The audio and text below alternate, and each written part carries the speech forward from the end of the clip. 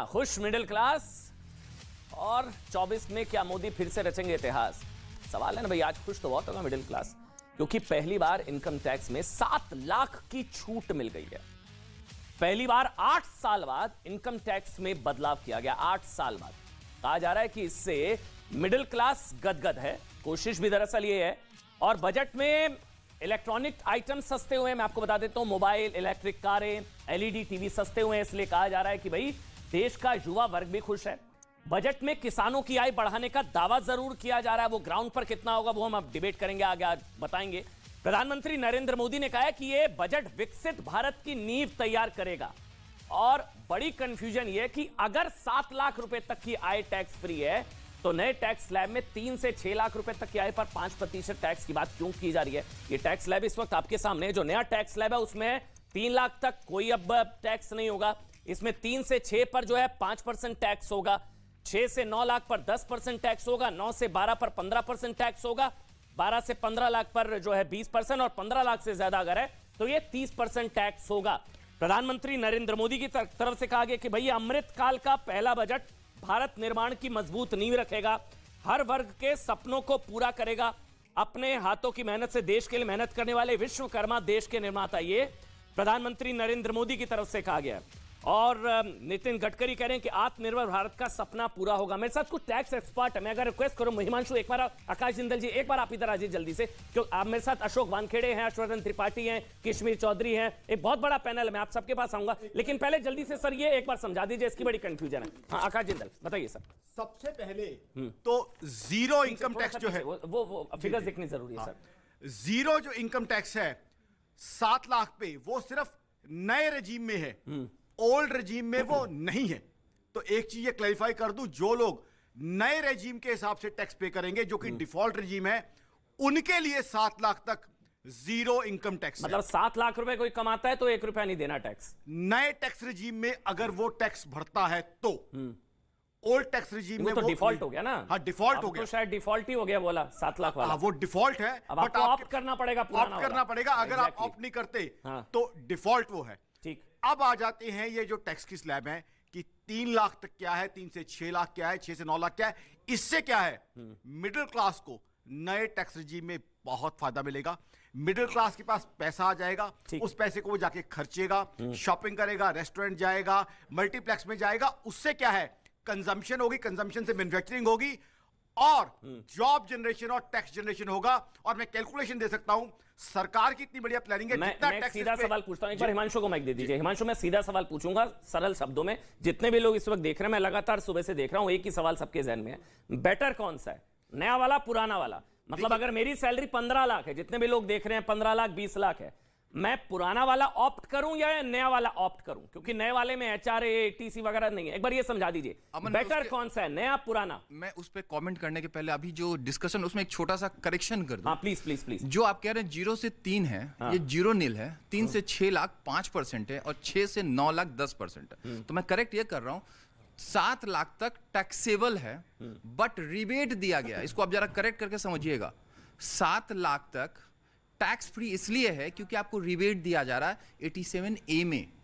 Tax आपका 3 लाख के बाद स्टार्ट हो जाता है, तो इसको करेक्ट कर ले। 7 लाख तक फ्री नहीं, आपको रिबेट मिल जाता है। वो अगर अदरवाइज अगर आपके 7 लाख के ऊपर हुई, अगर कोई कमाता ही 7 है तो आपको रिबेट मिल रहा है, तो फिर जीरो हो गया ना टैक्स। लेकिन मैं भी वही पूछ रहा हूं जी। नहीं सर, 1 मिनट, रिबेट अलग होता है, टैक्स अलग होता है। नहीं, आपका जब for example Himanshu, for example मैं कमाता ही अगर 7 लाख हूं जी, तो क्या आपका टैक्स बनेगा, लेकिन आपको रिबेट मिल जाएगा। आप बात समझिए, एक बार नंबर्स दिखने जरूरी है। अब मैं बात करता हूं, डिफरेंट है, लेकिन आकाश जी आप इधर आ जाइए। हाँ आकाश जी आप इधर आ इनकम टैक्स टर्म डिफरेंट है। हाँ, लॉ में टर्म नहीं होता, लॉ में लॉ होता है। खैर, मैं बात करता हूं अमन, जो आपने क्वेश्चन किया कि कौन सा टैक्स रिजिम बेटर है, पुराना या नया, ये सबके जहन में होगा। ये देखिए बहुत इंपॉर्टेंट क्वेश्चन है। अब ये समझना होगा कि आपका पहले किस तरह से इन्वेस्टमेंट पैटर्न है।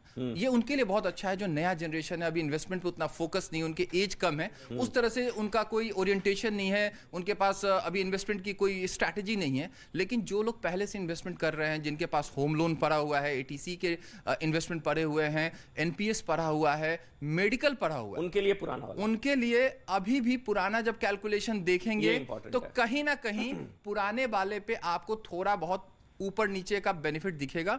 और मुझे लगता है कि जो अभी हमने कैलकुलेशन देखा कि कुछ स्लैब में नो डाउट अगर आपके पास वो चीजें नहीं है तब आप नए वाले में ऑप्ट करिए, अदरवाइज आप पुराने वाले में। अच्छा देखिए, ये एक चीज जो क्लियर हो रही है, नंबर 1 सबसे बड़ा टेक अवे ये है कि अगर आपके पास ATC, HRA, home loan interest, ये सारी चीजें इन्वेस्टमेंट है तो पुराना वाला बेटर है, क्योंकि नए वाले में ये सारी चीजें नहीं है, नए वाले में ये सारी चीजें नहीं है। ठीक, जल्दी से मेरे को सबके पास जाओ। उसमें क्या है कि आपने हाउसिंग लोन लिया हुआ है, तो आप 16 से 18 साल का हाउसिंग लोन है, तो 3 साल उसका बेनिफिट उठा चुके हो, बाकी 15 साल डिप्राइव नहीं कर सकते, तो इसलिए ओल्ड टैक्स रिजीम आपके लिए इंपॉर्टेंट हो जाता है। बट जो नई कमाई कर रहा है, पहली सैलरी अर्न करने वाला है, उसके लिए नया टैक्स रिजीम क्लियरली बेनिफिशियल है। तो देखना यह है कि ऑलरेडी पहले से आप किसी स्कीम में लगे हुए जिसमें कंटिन्यू करना आपकी मजबूरी है, या आप पहली बार इनकम कर रहे हो, तो वो एक बहुत बड़ा डिसाइडिंग फैक्टर होगा कि नया टैक्स रिजीम आपके लिए फायदे देगा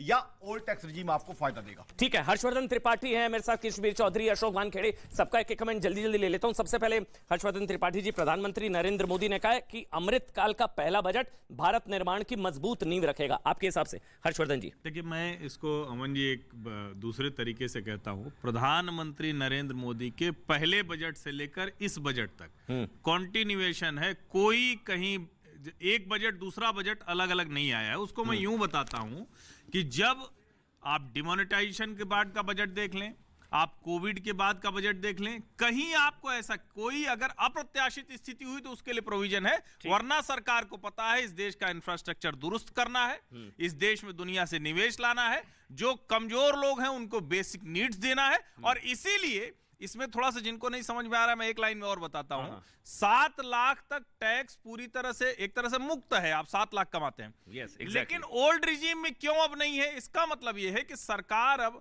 हतोत्साहित कर रही है कि आप घर खरीद के टैक्स मत बचाइए, आपको घर खरीद के टैक्स नहीं बचाना है, जिनकी जरूरत है उनको पीएम आवास योजना में 66% ज्यादा एलोकेशन। ठीक है, अच्छा एक और कमेंट आ गया, राहुल गांधी ने अभी ट्वीट कर दिया, मित्र काल का बजट, आप कमेंट करेंगे सर?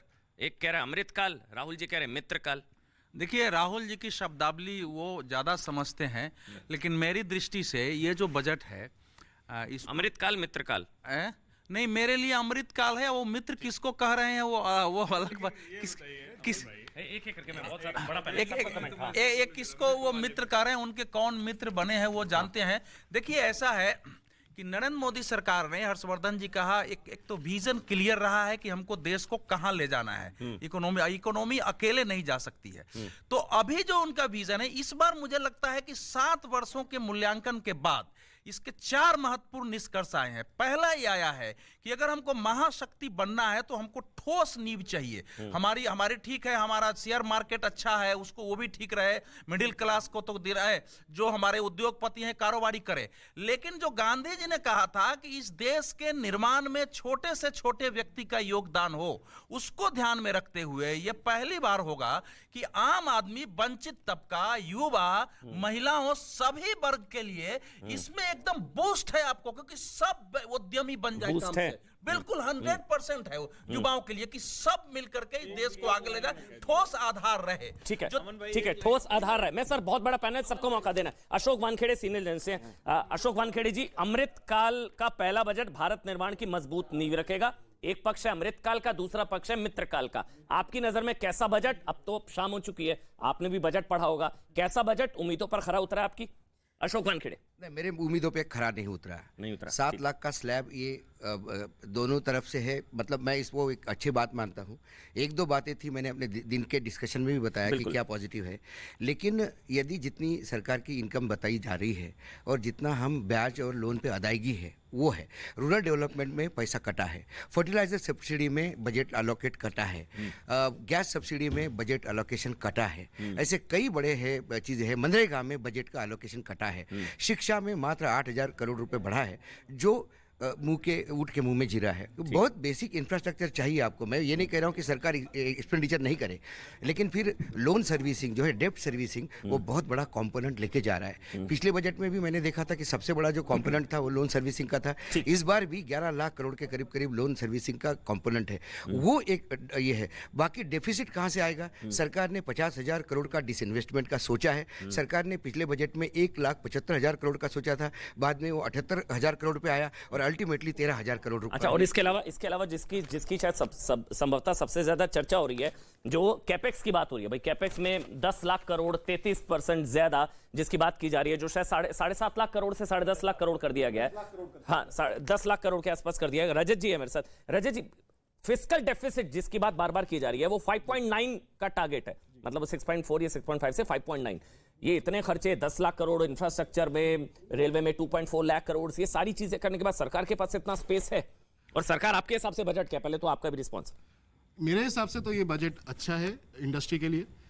इसमें काफ़ी इंडस्ट्री को रिलीफ मिला है, at least indirect tax stand point से, क्योंकि इन्होंने काफ़ी कुछ जो है ईज ऑफ डूइंग बिजनेस के मद्देनज़र रखते हुए उसको काफ़ी उन्होंने थिंग्स लाइक उन्होंने डिक्रिमिनलाइजेशन में बहुत उन्होंने ध्यान दिया है, कंपाउंडिंग में बहुत ध्यान दिया है। तो मेरे हिसाब से इंडस्ट्री के लिए तो ये अच्छा बजट है इनडायरेक्ट टैक्स स्टैंड पॉइंट से। और ये जो उन्होंने इंफ्रास्ट्रक्चर का बजट रखा है 10 लाख करोड़, ये मेरे हिसाब से एक्सपेक्टेशन से बहुत ज़्यादा है। और इसकी वजह ये है क्योंकि अभी ये ज़रूरत भी है हमारे देश में कि इंफ्रास्ट्रक्चर बढ़ाया जाए, हाईवे बनाए जाए, पावर प्लांट्स बनाए जाए, स्टील प्लांट्स बनाए जाए। तो इसीलिए मेरे हिसाब से तो ये बहुत अच्छा मूव है। और ये स्पेशली ये देखते हुए कि अगले साल इलेक्शन है, तो हो सकता है उस नज़रिए से भी अगर देखें तो। अच्छा, इसको कोई चुनावी बजट नहीं कह रहा है। मतलब आमतौर पर होता ये है कि देखिए, सीधी सी बात है, अगर चुनावी बजट होता तो लोक लुभावन होता। मैं एक मिनट आ रहा हूं आपके पास, मैं आ रहा हूं। एक जगह चुनावी बजट का ये चुनावी बजट मैं नहीं मानता।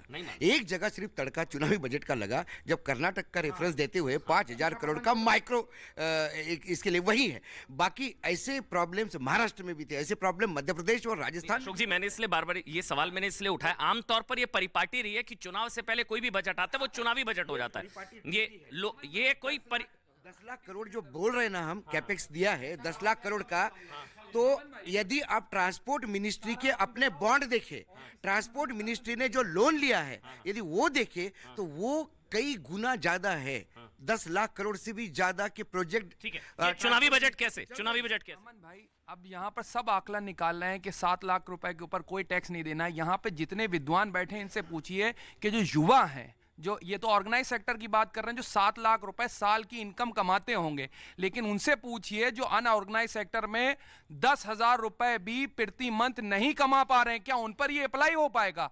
26 करोड़ ऐसे लोग हैं जो आज की डेट में 10,000 रुपए प्रति महीना भी नहीं कमा पा रहे हैं, जो गरीबी रेखा से हैं, और 7 लाख रुपए है, तो यानी 93 लागू होगा। रुक जाइए, होगा। अरे सुनिए, तो यानी 93% लोग ऐसे हैं जिनके हितैषी ये बजट काम नहीं करता। सिर्फ 7% लोगों के ऊपर ये बजट काम करेगा फिर आकर के। कैसे? मतलब एक मिनट मैं एक मिनट। हाँ, आप बात मुकम्मल हो जाए, अपनी बात रख लीजिएगा। तो जो लोग आप कह रहे हैं कि 7 लाख रुपए के ऊपर जीरो इनकम है, मतलब टैक्स नहीं देना, मैं बार बार इस चीज को कह रहा हूं कि 26 करोड़ लोग ऐसे हैं जो 10,000 रुपए प्रति मंथ कमा रहे हैं। तो वो लोग उनको भी नहीं टैक्स देना होगा। अरे तो आप ये नहीं देना होगा उनको भी। हाँ, बैठ जाइए आराम से। हाँ, नहीं, उनको भी नहीं देना होगा टैक्स। तो आप इससे ये भी लगाइए जो 1.5 करोड़ लोग टैक्स देते हैं, 1.5 करोड़ लोग टोटल टैक्स देते हैं, 1.5 करोड़ लोग टोटल टैक्स देते हैं।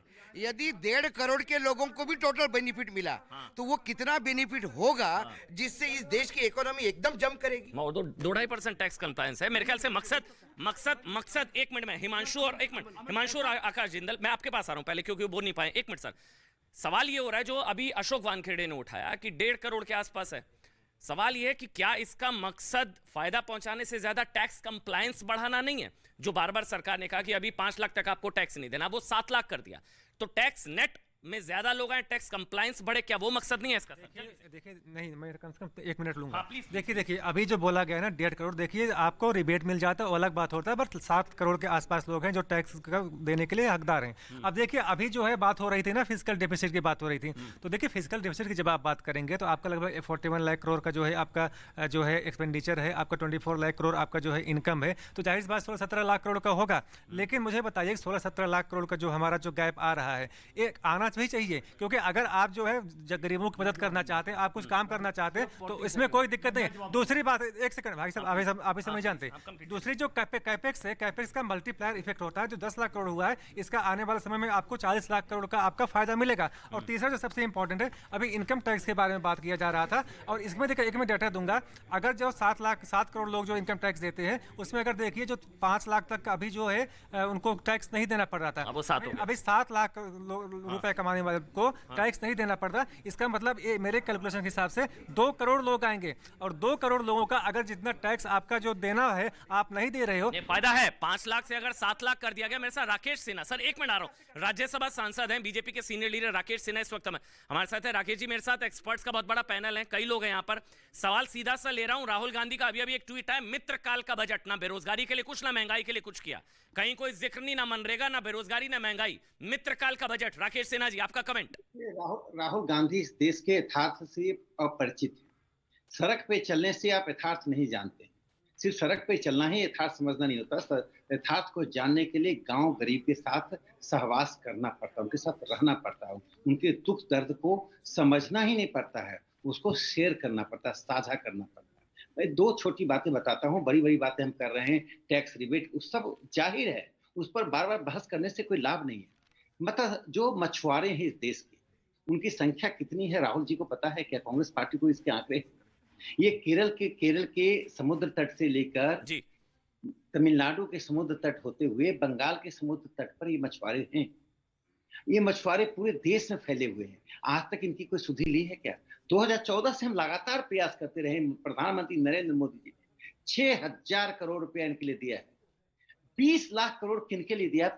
पशुधन के लिए, मत्स्य के लिए, पालन करने के लिए। और जो छोटे किसान हैं, 20 लाख करोड़ का लोन का तात्पर्य है कि सस्ते रेट पर लोन, वो उनका खेत बिकने से बचेगा, सेठ साहूकारों से बचेंगे, उनका व्यवसाय बढ़ेगा। विश्वकर्मा योजना लागू किया गया। विश्वकर्मा कोई जाति बोधक नहीं है। जहां पर भी माइंड और हैंड। राकेश जी, सीधा सा सवाल, 1 मिनट, मैं माफ करिएगा बीच में टोक रहा हूं, पॉइंटेड सवाल ले लेता हूं ना। बेरोजगारी और महंगाई को लेकर कुछ नहीं है इस बजट में। सुबह से लेकर शाम हो गई है, सिर्फ 2 पॉइंट पर अटका हुआ विपक्ष, उस पर क्लैरिफिकेशन दे दीजिए। बेरोजगारी को लेकर और महंगाई को एड्रेस नहीं किया गया इस बजट में। राकेश सिन्हा, जब यदि विपक्ष को यह नहीं मालूम है कि 69,000 करोड़ रुपया दिया गया है प्रधानमंत्री आवास योजना के अंतर्गत, उसमें क्या वो आवास अमेरिका से आकर लोग बनाएंगे? रोजगार का तात्पर्य क्या होता है? रोजगार का जो परंपरागत समझ है उसको राहुल गांधी बदले, विपक्ष बदले।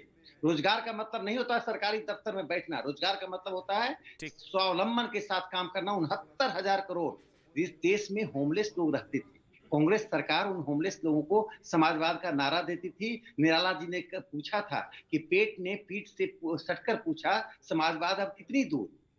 प्रधानमंत्री मोदी जी ने उन होमलेस के लिए घर की व्यवस्था की है। मुझे उम्मीद है कि 2024 तक इस देश में एक भी गृहविहीन व्यक्ति नहीं होगा। राहुल जी ये बता दें, 40 स्किल सेंटर्स खोले जा रहे हैं। मिलेट्स, प्रधानमंत्री जी ने 2015 में योगा दिया इस पूरी दुनिया को। यही सवाल है, जब इतना समझाना पड़ रहा है तो लोगों तक मैसेज कहां जाएगा? भाई अभी तो चुनाव है, भाई कहा जा रहा था कि वोट वाला बजट होगा। अगर इतना समझाना पड़ रहा है, यहाँ पर भी कुछ लोगों को समझने में अगर की बेनिफिट्स नहीं पहुंच पा रहे तो फिर लोगों, मैं आ रहा हूँ राकेश जी, ब्रेक की मजबूरी है, ब्रेक ले रहा हूँ, ब्रेक की मजबूरी है, ब्रेक के बाद लौटूंगा आपके पास। ब्रेक की मजबूरी, छोटा सा ब्रेक, तुरंत हाजिर होंगे, छोटा सा ब्रेक।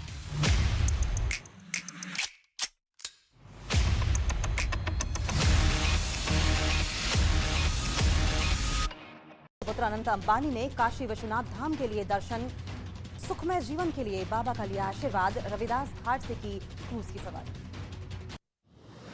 अमेरिका के हवाई में भारी बारिश के बाद पत्थर गिरने का सिलसिला जारी। एक घर में घुसा पत्थर का बड़ा टुकड़ा, घटना का वीडियो आया सामने। अमेरिका के फ्लोरिडा में एक बार फिर से जमकर हुई गोलीबारी, पुलिस आरोपी की तलाश में जुटी। पाकिस्तान में पुलिस स्टेशन पर आतंकी हमला। मियांवली जिले में 20 से 25 आतंकवादियों ने एक पुलिस स्टेशन पर धावा बोला।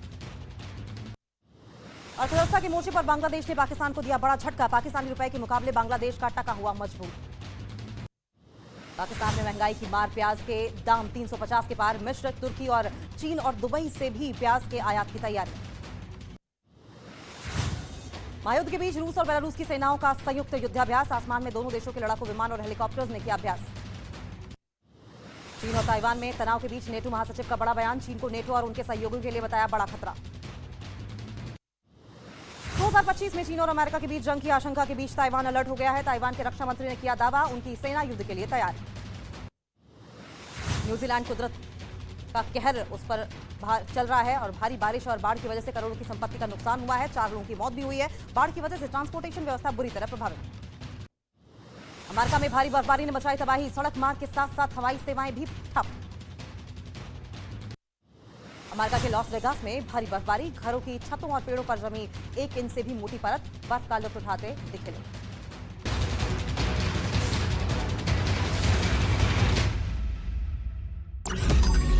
मैंने नहीं देखा इस तरह का चीट, इस तरह का क्रिमिनल माइंड पूरे जेल स्टाफ को ब्राइब कर देगा। मैं सोच भी नहीं सकता था गवर्नमेंट फंक्शनरी को इम्पर्सनेट करता था, आवाजें बदलता था। टारगेट भी बहुत पावरफुल धनवान लोगों को करता है। ये एक ही चीज से रुक सकता है, अगर आप इसकी जीभ काटें। न्यूज चैनलों के इतिहास में पहली बार न्यूज 18 इंडिया की web series FIR number 208 streaming 3 फरवरी 9 PM। मैंने नहीं देखा इस तरह का चीट, इस तरह का क्रिमिनल माइंड पूरे जेल स्टाफ को ब्राइब कर देगा। मैं सोच भी नहीं सकता था गवर्नमेंट फंक्शनरी को इम्पर्सनेट करता था, आवाजें बदलता था। टारगेट भी बहुत पावरफुल धनवान लोगों को करता है। ये एक ही चीज से रुक सकता है, अगर आप इसकी जीभ काटें। न्यूज चैनलों के इतिहास में पहली बार न्यूज 18 इंडिया की web series FIR number 208 streaming 3 फरवरी 9 PM।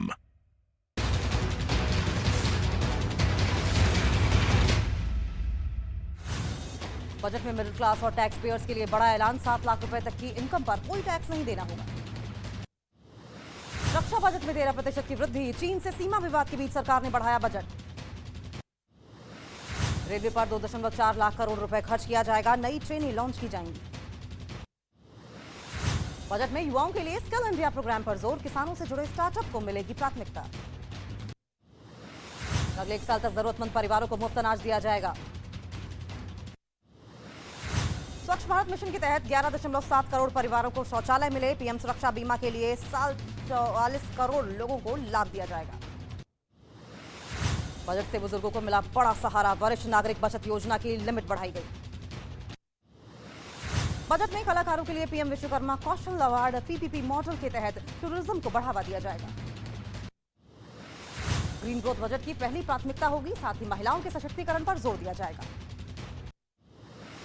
किसानों को मोटा अनाज उगाने की ट्रेनिंग मिलेगी। मोटा अनाज उगाने के लिए 2200 करोड़ रुपए खर्च किए जाएंगे।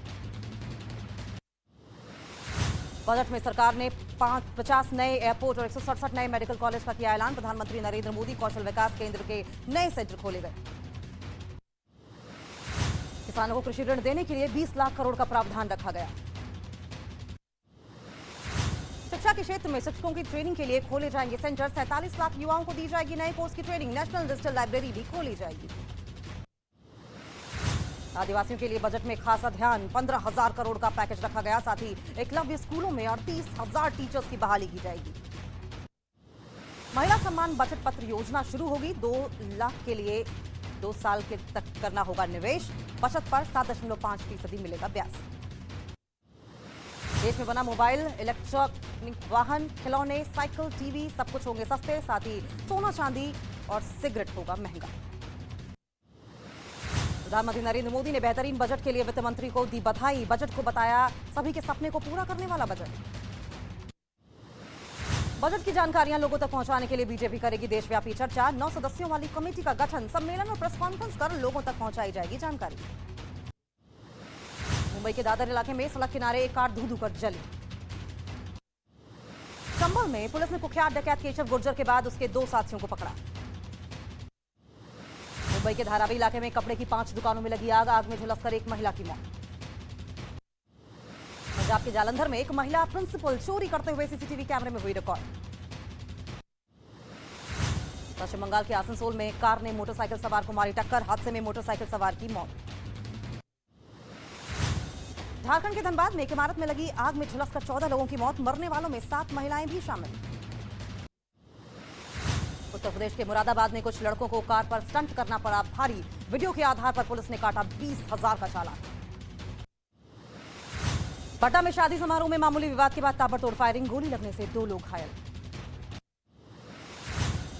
ऑरेंज गैंग के गुर्गों ने पुलिस की गिरफ्त से भागने की कोशिश, मुठभेड़ में 3 बदमाश घायल। दिल्ली के ओखला में 12वीं के छात्र की चाकू मारकर हत्या, पुलिस के मुताबिक छात्रों के 2 गुटों में हुआ था झगड़ा। मुंबई पुलिस ने गुप्त धन के नाम पर लाखों का ठग करने वाला गैंग का किया पर्दाफाश, पुलिस ने यूपी के ठग गैंग के 4 सदस्यों को पालघर के विरार इलाके से किया गिरफ्तार। जम्मू कश्मीर के गुलमर्ग में बर्फीले तूफान का कहर, बर्फीले तूफान की चपेट में आकर 2 लोगों की मौत की खबर। हिमाचल प्रदेश के शिमला में बर्फबारी ने तोड़े सारे रिकॉर्ड, सड़क पर बर्फ की कई इंच मोटी परत जमी, पर्यटक खुश, मौसम में जल्द ही सुधार की उम्मीद। जम्मू कश्मीर के श्रीनगर में बर्फबारी से गुलजार हुई वादियां, ताजा बर्फबारी के बाद डल झील में सैलानियों की बड़ी संख्या। बद्रीनाथ धाम में जमकर हो रही है बर्फबारी, चारों तरफ बिछी बर्फ की मोटी चादर, नीलकंठ पर्वत, नर नारायण पर्वत भी बर्फ से ढके। भारी बर्फबारी के बीच जम्मू कश्मीर के कई इलाकों में बर्फीले तूफान की भी चेतावनी, जिसमें बांदीपोरा, बारामूला, गांदरबल, कुपवाड़ा, कुलगांव और रामबन जिले भी शामिल। उत्तराखंड के कई जिलों में बर्फबारी के बाद बंद रास्तों को खोलने का काम जारी, मशीनों की मदद से हटाई जा रही है बर्फ। राजस्थान के राजसमंद में ओले गिरने से फसलों को पहुंचा भारी नुकसान, मूसलाधार बारिश के साथ ओले गिरने से फसलें बर्बाद। यूपी के बहराइच में बंदरों को आतंक करना पड़ा भारी, बंदरों के आतंक से लोग भी परेशान, किसान परेशान, बंदरों का झुंड खेत में पहुंचकर फसलें कर रहा है बर्बाद। नेपाल से आई शालिग्राम शिला का गोरखनाथ मंदिर में संतों ने किया भव्य स्वागत, बस्ती होते हुए अयोध्या पहुंचेंगी शिलाएं। उद्योगपति मुकेश अंबानी के पुत्र अनंत अंबानी ने काशी विश्वनाथ धाम के लिए दर्शन, सुखमय जीवन के लिए बाबा का लिया आशीर्वाद, रविदास घाट से की क्रूज की सवारी। अमेरिका के हवाई में भारी बारिश के बाद पत्थर गिरने का सिलसिला जारी, एक घर में घुसा पत्थर का बड़ा टुकड़ा, घटना का वीडियो आया सामने। अमेरिका के फ्लोरिडा में एक बार फिर से जमकर हुई गोलीबारी, पुलिस आरोपी की तलाश में जुटी। पाकिस्तान में पुलिस स्टेशन पर आतंकी हमला, मियांवली जिले में 20 से 25 आतंकवादियों ने एक पुलिस स्टेशन पर धावा बोला। अर्थव्यवस्था के मोर्चे पर बांग्लादेश ने पाकिस्तान को दिया बड़ा झटका, पाकिस्तानी रुपए के मुकाबले बांग्लादेश का टका हुआ मजबूत। पाकिस्तान में महंगाई की मार, प्याज के दाम 350 के पार, मिस्र, तुर्की और चीन और दुबई से भी प्याज के आयात की तैयारी। महायुद्ध के बीच रूस और बेलारूस की सेनाओं का संयुक्त युद्धाभ्यास, आसमान में दोनों देशों के लड़ाकू विमान और हेलीकॉप्टर्स ने किया अभ्यास। चीन और ताइवान में तनाव के बीच नेटो महासचिव का बड़ा बयान, चीन को नेटो और उनके सहयोगियों के लिए बताया बड़ा खतरा।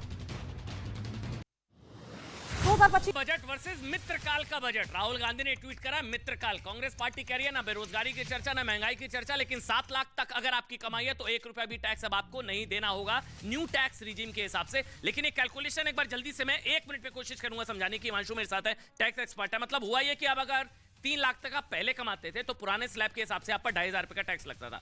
अब बचत अब लगेगा 0 टैक्स, क्योंकि वो 2.5 से 3 हो गया है। इसको समझिए, वो 2.5 से 3 हो गया है, तो वो 2,500 टैक्स जो है वो बच गया। 3 से 6 लाख अगर आप कमाते हैं तो फिर पहले 22,500 रुपए टैक्स लगता था, अब नए स्लैब के हिसाब से 15,000, 7,500 रुपए की कमाई हो गई। और इसके अलावा 6 से 9 तो 60,000 पहले टैक्स, 45,000, 15,000, 25,000, और अगर इसी तरह से 12 से 15 लाख अगर आप कमाते हैं तो फिर एक तो कितना बच रहा है 37,000 से तो इस हिसाब से नया टैक्स रिजीम मतलब लोग जाएंगे, ऑप्ट करेंगे? देखिए जाएंगे, और जो अमन इसका जो मेन रीजन है ना कि नंबर्स बढ़ाना बहुत जरूरी है। अगर अभी बात करें, जैसे कि अभी डिस्कशन हो रहा था कि लगभग 8.5 करोड़ लोग टैक्स रिटर्न फाइल करते हैं, अगर ये नंबर नहीं बढ़ाया जाएगा तो कैसे काम चलेगा? हम विकासशील देश की तरफ हैं, और अगर हमारे नंबर्स को बढ़ाने के लिए ये प्रोसेस लाया गया, साथ के साथ इसके रिटर्न को सिंप्लीफाई किया गया, ये भी बहुत क्लियर कहा गया, टैक्स कंप्लायंस बढ़ाने के लिए। यस, तो नंबर जब तक नहीं बढ़ेंगे, अगर हमारी 140 करोड़ की आबादी है, ठीक है, उसमें बहुत तरह की और भी चीजें हैं जो आप कंसीडर कर सकते हैं, लेकिन बहुत बड़ा नंबर है जो कि रिटर्न फाइल नहीं कर रहा है, उसको इस कंप्लायंस दायरे में लाने की प्रयास किया, क्योंकि एक बार इंफॉर्मेशन आएगा तो और भी चीजें की जा सकती है। ठीक है, कश्मीर चौधरी, एक कमेंट आपका जल्दी से। कश्मीर चौधरी, अमृतकाल का मित्रकाल का कहां का बजट सर? अब मित्र तो अशोक गहलोत जी के भी हैं, वो उन्होंने भी रेड कारपेट पर वेलकम किया था। मैं उसमें बात नहीं करना चाहता कि किसका।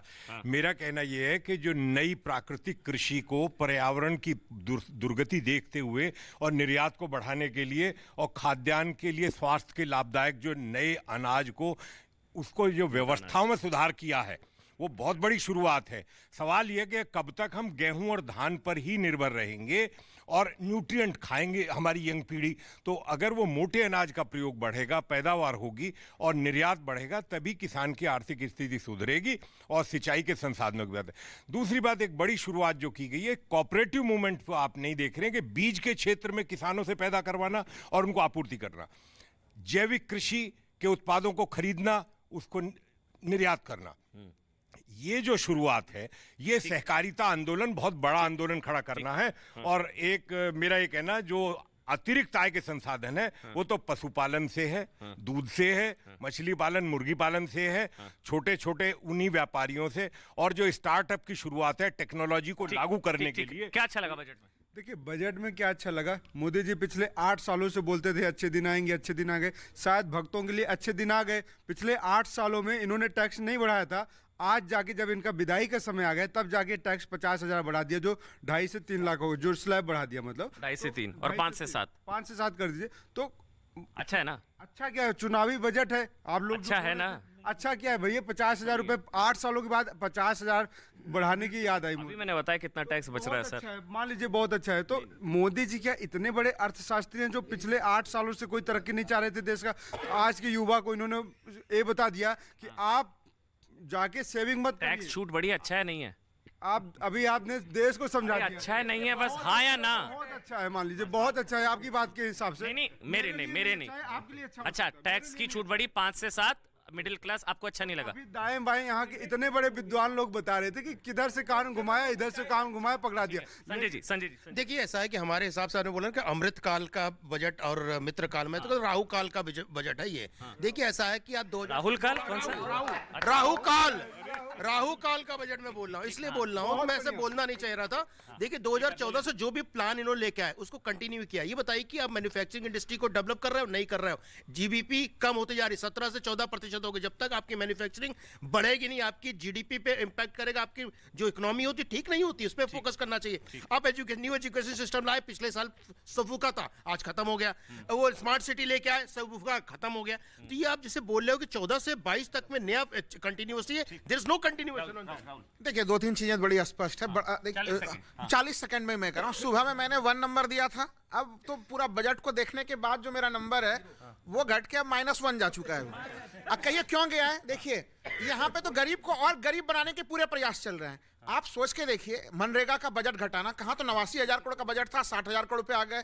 दूसरे अलग अलग सब्सिडी घटाना, किसानों के सब्सिडी को घटाना, तमाम जगह पे आप लोगों को कहाँ तो राहत देना था, वो आप राहत कम कर रहे हैं। अच्छा, अगर हमको नए पीढ़ी के ऊपर ध्यान देना है, युवा पीढ़ी के ऊपर ध्यान देना है, तो हमें तो एजुकेशन बजट अपने नई शिक्षा नीति के अनुसार चाहिए था, जिसमें नई शिक्षा नीति में 6% का बजट उसमें सरकार ने खुद कहा था, और आप अभी भी पुराने जगह पे लटके हुए हैं। अच्छा, हेल्थ अच्छा क्या लगा? एक बात अच्छी लगी कुछ, या सारा -1? चैप्टर क्लोज हो गया, आपने तो -1 दे दिया। संजीव बुनियाल सर, मैं आगे बढ़ूंगा, बड़ा पैनल है। संजीव बुनियाल, जरूरी 3-4 बातें।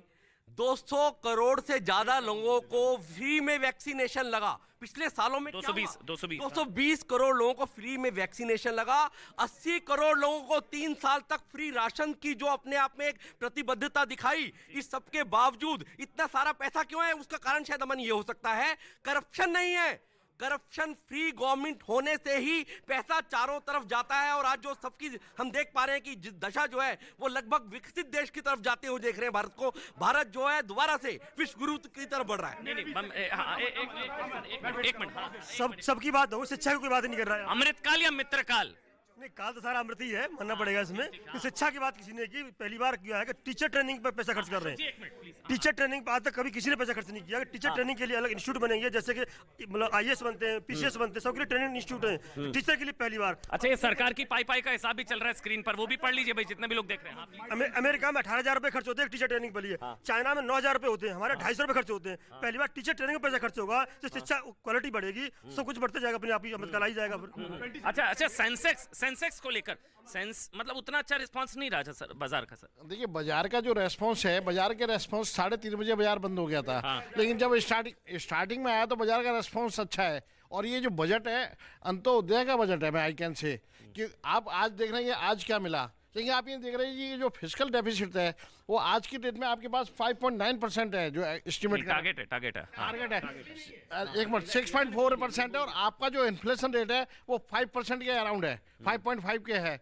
अगर देखिए, जहाँ तक इकोनॉमिक्स में मैंने पढ़ा है, inflation is better, always better than the disinflation. अगर 5.5% का है और फिस्कल डेफिसिट भी आपका इतना आता है, तो इससे अच्छा बजट क्या होगा। रहा बेरोजगार की बात, आप कोई नहीं कर रहा। मैं बेरोजगारी की बताता हूँ, -1 दे रहे हैं, मतलब -1 देने। देखिए, अगर कहीं ना कहीं एक मैंने आज मैं देख रहा था कि बजट से पहले ही बोलना होता है कि क्या बोलना है विपक्ष को, कि -1 बोलना है, स्पीच सेम हो जाती है। स्पीच सेम होती है। रजत जी जो बार-बार यहाँ से आ रहा है कि भाई फिस्कल डेफिसिट 5.9 तक, बेरोजगारी का कोई जिक्र नहीं, महंगाई का कहीं जिक्र नहीं, मनरेगा को लेकर कोई जिक्र नहीं, लेकिन जो है इंफ्रास्ट्रक्चर पर 10 लाख करोड़, 33% ज्यादा। क्या वो चीजें रिफ्लेक्ट करेंगी इन चीजों पर, बेरोजगारी पर, महंगाई पर?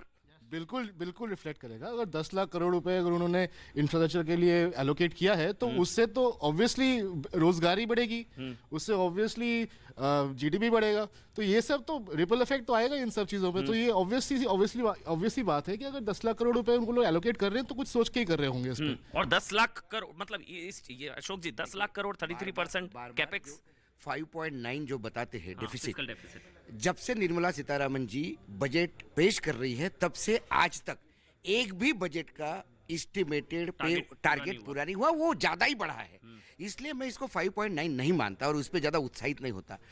10 लाख करोड़ रुपए स्पेंड होंगे, इससे रोजगार भी बढ़ेगा। लेकिन इस रोजगार के बजाय जो इंडस्ट्रीज और MSME से रोजगार बढ़ना है, वो बहुत महत्वपूर्ण है, क्योंकि इंफ्रास्ट्रक्चर इतना रोजगार नहीं देता जितना MSME देता है।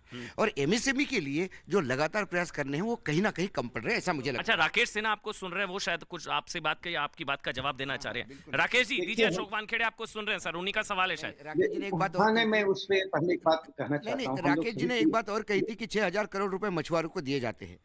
राकेश जी, मछुआरों की जो समस्याएं वो इतनी ये है कि महाराष्ट्र सरकार अकेला 5,000 करोड़ की सब्सिडी, अकेला सरकार 5,000 करोड़ की सब्सिडी देता है मछुआरों को डीजल पे।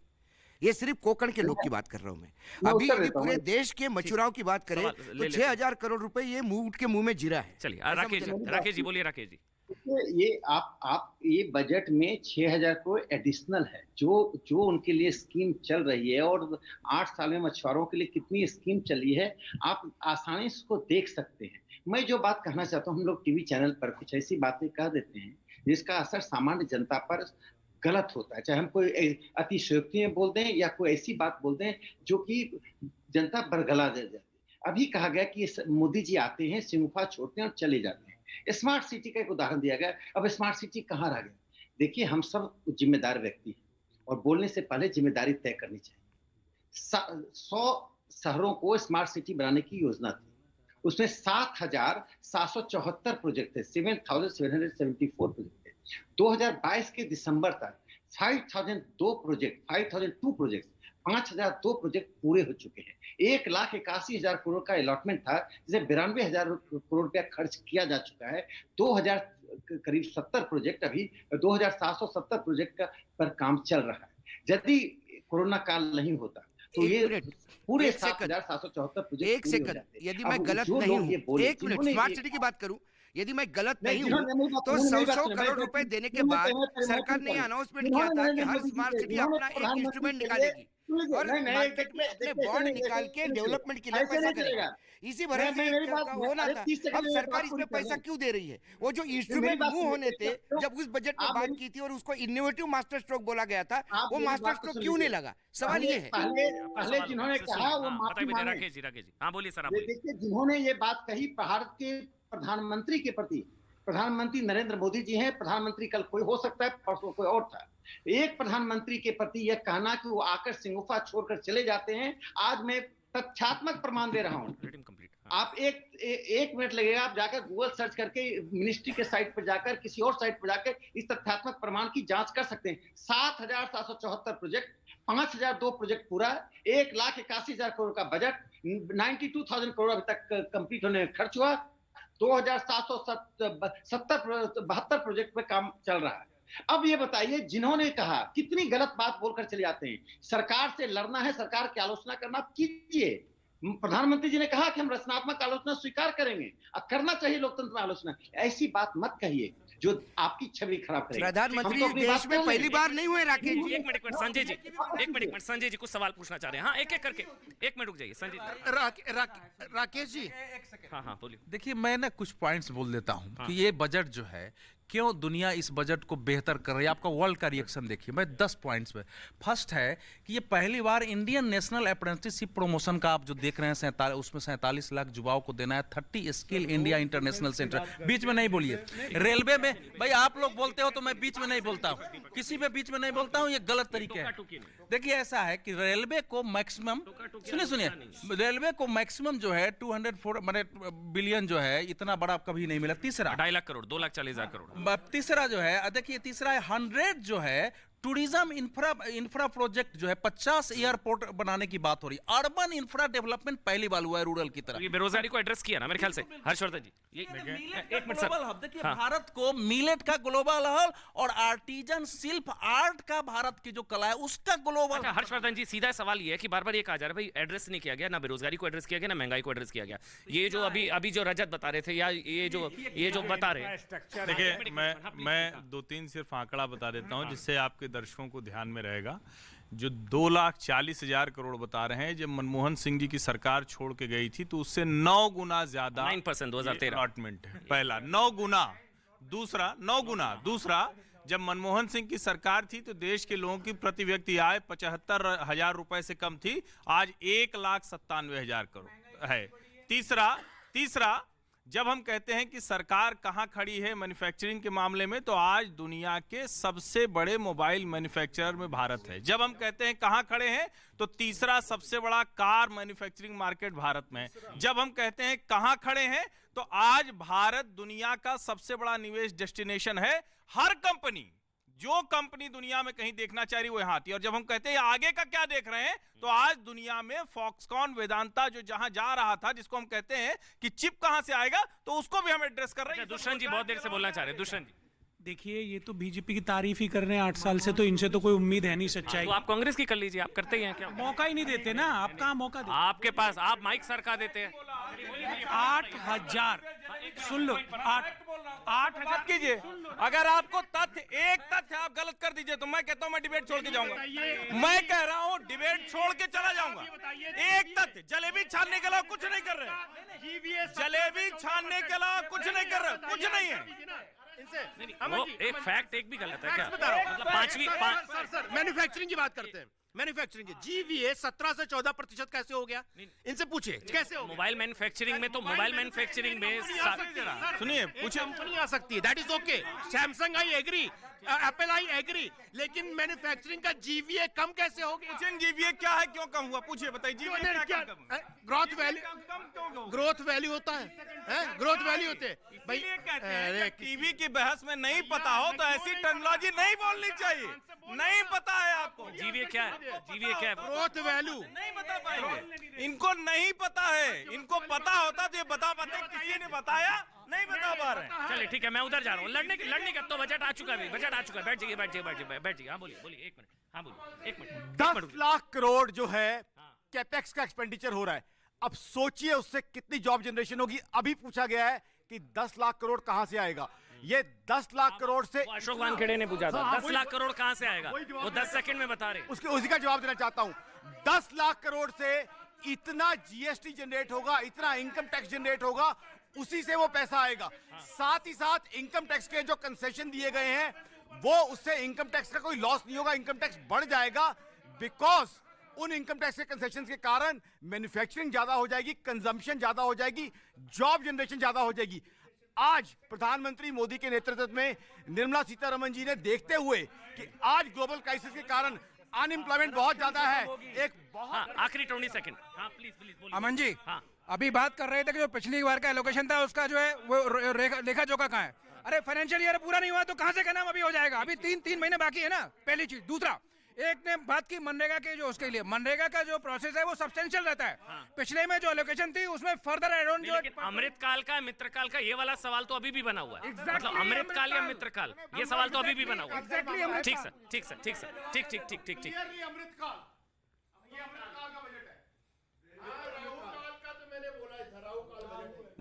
भाई अमृत काल का बजट या मित्र काल का? अनुराग ठाकुर जुड़ गए, एक बार उनको भी सुन लेते हैं। तो अमृतकाल का बजट और इसके अलावा प्रधानमंत्री कह रहे हैं कि देश की मजबूत बुनियाद या मजबूत नींव बनाने वाला बजट। हमारे साथ इस वक्त केंद्रीय मंत्री, केंद्रीय सूचना प्रसारण मंत्री अनुराग ठाकुर लाइव हैं इस वक्त हमारे साथ। आप उनको देख पा रहे हैं। अनुराग जी, बहुत बहुत शुक्रिया, आपने समय निकाला आज। रिफॉर्मिस्ट है, पॉपुलिस्ट है, क्या आप किस तरह से इस बजट को देखेंगे कि रिफॉर्मिस्ट है या पॉपुलिस्ट है? मतलब वोट वाला बजट, 24 में चुनाव, 9 राज्यों में विधानसभा चुनाव, रिफॉर्मिस्ट या पॉपुलिस्ट, किस तरह का बजट आपके हिसाब से? अनुराग जी। मैं तो इतना ही कहूंगा, जो माननीय प्रधानमंत्री मोदी जी ने विकसित भारत बनाने का संकल्प लिया है, तो फिर अमृतकाल का ये पहला बजट विकसित भारत के इस विराट संकल्प को पूरा करने के लिए एक महत्वपूर्ण कदम है, उसकी नींव रखने वाला है। गांव का, गरीब का, किसान का, नौजवान का, महिला मजदूर का और मध्यम वर्ग का ये बजट है। सभी वर्गों के लिए खुशियों वाला बजट है और ये तो समावेशी भी है, पारदर्शी भी है, दूरदर्शी भी है।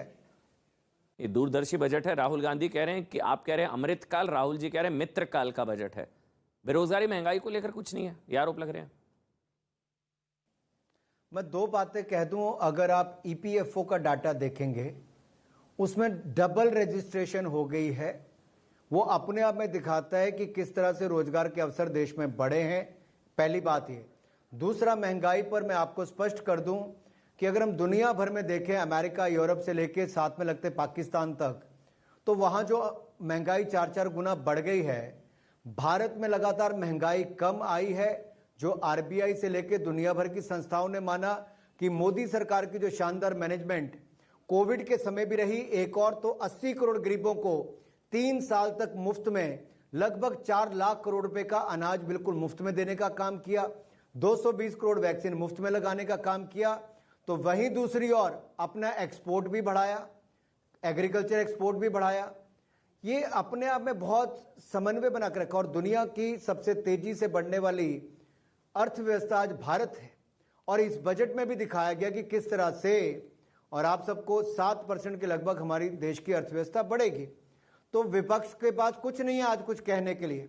मैं उनसे पूछना चाहता हूं, रेलवे का 2013-14 के मुकाबले 9 गुना ज्यादा बजट बढ़ा है, 2,40,000 करोड़ का budget, 2.5 lakh crore. Yes. Capital expenditure उसमें 7,30,000 करोड़ का बजट पिछले बार था, इस बार का आउटले 10 लाख करोड़ रुपया है, 33% की वृद्धि है।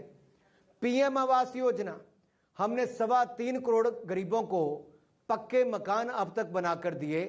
लखपति बनाने का काम 3.25 करोड़ किसानों को किया। अब उसमें 66% की वृद्धि की है। 79,000 करोड़ रुपए हमने बजट पीएम आवास योजना में रखा है। इसी तरह से ग्रीन इकोनॉमी की बात करते हैं, ग्रीन इंफ्रास्ट्रक्चर की बात करते हैं, ग्रीन ग्रोथ की बात करते हैं, तो वहीं से ग्रीन जॉब्स का भी निर्माण होता है। तो ये सस्टेनेबल ग्रोथ भी मोदी सरकार ही देने का काम करती है, क्योंकि भारत को ग्लोबल हब हम ग्रीन हाइड्रोजन का बनाएंगे, उसमें 8 लाख करोड़ का इन्वेस्टमेंट आएगा। तो वहीं पर रिन्यूएबल एनर्जी हम लद्दाख से लेकर देश में लाने के लिए 19,000 करोड़ का प्रावधान किया है। तो ग्रीन हब हम इसको अपना श्री अन्न योजना की बात हो तो उसमें भी हम मिलेट को प्राथमिकता दे रहे हैं। और गोवर्धन को भी 500 सेंटर ऐसे बनाएंगे जहां वेस्ट टू एनर्जी का काम करेंगे। अनुराग जी, आपके मंत्रालय को, युवा और खेल मंत्री हैं, खेल मंत्रालय, युवा, आपके मंत्रालय को? देखिए, मैं तो प्रधानमंत्री नरेंद्र मोदी जी का धन्यवाद करता हूं, वित्त मंत्री निर्मला जी का धन्यवाद करता हूं कि इस बजट में भी युवाओं को ऊपर बहुत केंद्रित किया गया। प्रधानमंत्री कौशल विकास योजना 4.0, इसमें किन को शामिल किया गया? फ्यूचर वर्क्स को। भविष्य में किस तरह से आर्टिफिशियल इंटेलिजेंस होंगे, इंटरनेट ऑफ थिंग्स होंगे, मशीन लर्निंग होगा, कोडिंग होगा, 3D प्रिंटिंग होगा, इस तरह की स्किल्स देने का काम किया जाएगा। और फिर 30 स्किल इंडिया इंटरनेशनल सेंटर्स खोलने का काम देश भर में किया जाएगा। 3 इंटरनेशनल स्किल सेंटर्स हम आर्टिफिशियल इंटेलिजेंस के खोलेंगे। 47 लाख युवाओं को हम स्टाइपन देने का काम करेंगे अगले 3 वर्षों में। इसका मतलब युवाओं को हैंड होल्डिंग करने का काम किया। वहीं पर 157 नर्सिंग कॉलेजेस वहां पर खोलेंगे जहां पर अभी मेडिकल कॉलेज हमने पिछले 5 वर्षों में खोले हैं। खेलो इंडिया जैसी योजना के लिए 1000 करोड़ रुपए का प्रावधान किया गया है। और युवाओं के लिए रोजगार के अवसर, जब आप 10 लाख करोड़ रुपया एग्रीकल्चर इस पे कैपिटल एक्सपेंडिचर पे खर्च करेंगे, 2,40,000 करोड़ रुपया रेलवे के लिए खर्च करेंगे, 79,000 करोड़ रुपया आप प्रधानमंत्री आवास योजना पर खर्च करेंगे और एग्रीकल्चर के लिए या डेयरी के लिए 20 लाख करोड़ का प्रावधान करेंगे, तो इन सभी योजनाओं में युवा को ही लाभ मिलने वाला है। प्रशिक्षण से लेकर रोजगार स्वरोजगार के अवसर युवाओं को ही मिलने वाले हैं। मैं तो कहूंगा ये सस्टेनेबल डेवलपमेंट जो है, ये हमारी green economy, green infrastructure, green growth से ग्रीन जॉब्स की ओर ही लेके जाएगी। नहीं अनुराग जी, जब इस वक्त आप बोल रहे हैं, आपसे बात हो रही है, मैं अभी फोन चेक कर रहा था, राहुल गांधी का एक ट्वीट आया है। राहुल गांधी ने ट्वीट किया जिसका मैं जिक्र कर रहा। आप लोग कह रहे हैं अमृतकाल का बजट, उन्होंने लिखा है मित्रकाल बजट। उन्होंने नई नाम दिया है मित्रकाल बजट। उन्होंने लिखा no vision to create jobs, no plan to tackle महंगाई, no intent to stem inequality. और ये कांग्रेस पार्टी लगातार कह रही है कि ना महंगाई रोकने वाला, ना बेरोजगारी रोकने वाला। और मिडिल क्लास को लेकर हालांकि आपका दावा है कि वो 7 लाख तक की जो सीमा कर दी गई है उसको लेकर भी मैं सवाल पूछूंगा, लेकिन पहले जिसका भी आपने जिक्र किया उसी की बात कर लेता हूं। आपने खेल मंत्रालय का जिक्र किया, आप खेल मंत्री हैं, युवा खेल मंत्री हैं। आप खिलाड़ी जो हैं, आपको लगता है इस बजट के बाद और देश का और नाम रोशन करेंगे खेल मंत्रालय के लिहाज से, खिलाड़ियों के लिहाज से, आपके लिहाज से, खेलो इंडिया के लिहाज से, खेलो इंडिया के लिहाज से ये बजट को आप किस तरह से आंकते हैं आप? खेलो इंडिया योजना, देखिए खेलो इंडिया योजना को पहले ही माननीय प्रधानमंत्री जी ने 3200 करोड़ रुपए की मंजूरी भी दे दी है। अगर आप 2014 में देखें तो 860 करोड़ रुपए का बजट था, जो बढ़कर अब 2300 करोड़ रुपए से ज्यादा का हो गया, 2400 करोड़ के लगभग हो गया है। तो अपने आप में 3 गुना के लगभग उसको किया गया है खेलों से जुड़ा हुआ।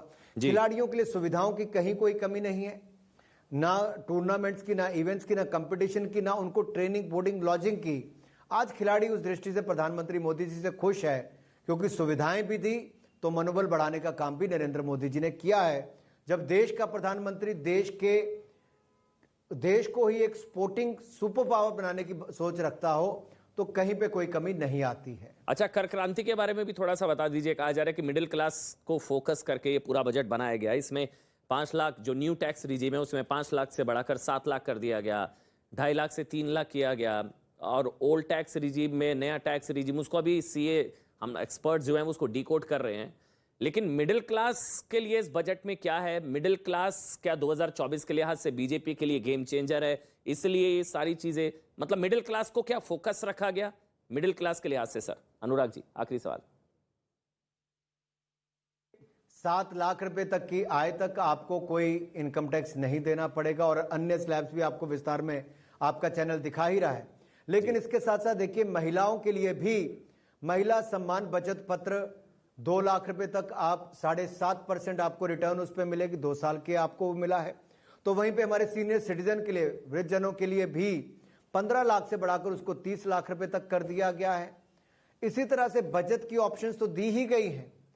हमारे युवाओं के लिए अगर मैं कहूं माइक्रो स्मॉल मीडियम एंटरप्राइज की जब मैं बात करता हूं तो उसमें भी 2 लाख करोड़ रुपया क्रेडिट गारंटी स्कीम में और उपलब्ध होगा, ताकि आप अपने रोजगार स्वरोजगार के अवसर अपने उद्योग को बढ़ाकर कर सकते हैं। स्टार्टअप्स रजिस्ट्रेशन के लिए आपको और 1 वर्ष बढ़ा दिया गया है।